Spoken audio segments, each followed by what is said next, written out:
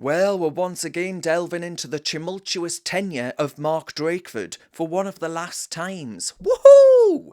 Let's unpack his dismal record as First Minister. His governance style, well, he's been a first class disaster. Think socialist demagogue meets inept bureaucrat. He's like something from Monty Python. He's a toxic cocktail that's left Wales staggering under his leadership. His approval ratings are rightly plummeting, with half of Welsh voters disapproving of him. Now, why, you might ask? What's happened? Well, look no further than the soaring NHS waiting times. They're a stark contrast to even England's, which are absolutely nought to write home about. But it does hit the point home. On education, a nosedive in standards, with Wales' math scores lagging embarrassingly behind the rest of us. Now, the crime rates under Drakeford, they're on an upward trajectory. The economy, it's shrinking faster than the credibility of his socialist policies. Council tax is skyrocketing, hitting hard-working families well right in the pocket. That's Welsh families up and down the country. And for what? Well, you might well ask that. His COVID policies were nothing short of farcical, banning non-essential. I don't know who the arbiter of what is and isn't non-essential in a supermarket is like, but he banned them all the same. He blocked off baby clothes, non-essential.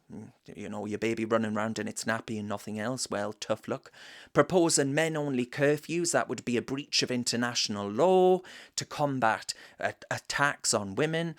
This kind of draconian, it's an attempt to seize power and overreach that only a dictator would actually dream up. And all in the name of a breach of international law, this international law that the Labour lovies say that they love so much, and that's what they criticise us for breaching in our cry for border controls. It's a complete absurdity. And the latest stunt is a tax hike on pubs. Now, this is a sector that's already on its knees. Of course, during COVID, it was on and off like a light switch. On, stop and start, on and off, like you wouldn't believe. Green light, red light.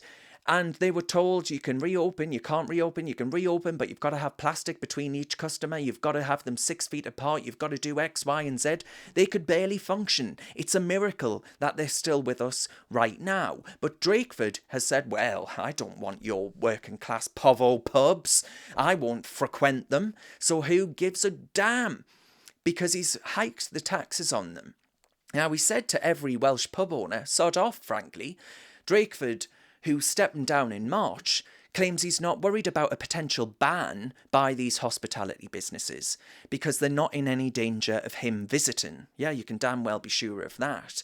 You know, I bet he barely ever leaves Cardiff. This is what gets me about these contemptible toad politicians. People like him don't enjoy pubs, so they think, why should the rest of us be so bothered about their welfare? They said, many hospitality businesses have been left unhappy by the snail pace 20 miles per hour speed limit that makes it hard to get deliveries in, to actually get people to come out to these pubs. And I bet Drakeford, you know, I tell you this, he'll be collecting his plush public sector pension faster than 20 miles per bloody hour, because his grandiose plan to extend the Welsh Parliament, to bring about more Drakefords, that'll fix Wales, that's what we need. More bureaucrats seeking more and more devolution and powers. Millions squandered on a bureaucratic fantasy, while real issues fester, while real people, who gives a damn? His leadership style has been way more autocratic than it has democratic, with the pulse of Welsh life being utterly ignored. Under Drakeford, Wales has become a textbook case of governance gone awry. It's a tragic comedy of errors that's left the nation utterly reeling. He's like that bloke from On the Buses, a miserable, miserable joke. Only the Welsh are quite rightly struggling to see the funny side. In a draft budget published this week, his Welsh government said the NHS would see an extra £450 million come its way. Now, to cover this additional money, business rates relief for pubs, shops and restaurants would be slashed from 75% to 40%. As I mentioned, these are already struggling businesses. So I ask Drakeford, if you're listening, probably not. He only listens to glorious praise from his socialist accolades. But I ask you, who's going to plug the gaps of funding when many of these pubs, shops, and restaurants close because of the additional tax burden? When they say, we got through COVID, we're not going to make it through anymore. This is the economics of the sanatorium, not the economics of a sensible Senate. So, where does this leave us? With a legacy of mismanagement, with a series of blunders and missteps that have left a once proud nation in utter disarray.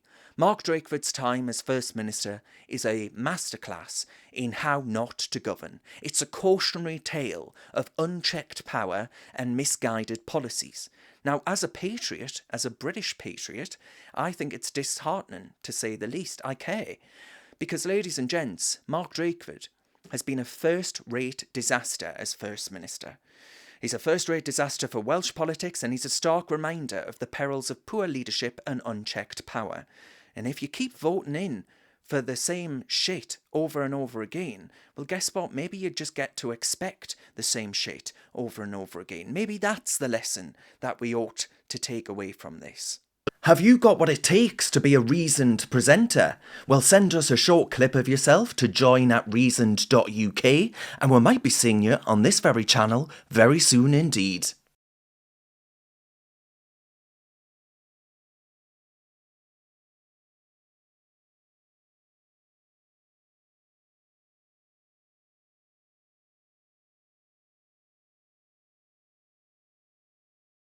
You on this very channel very soon indeed.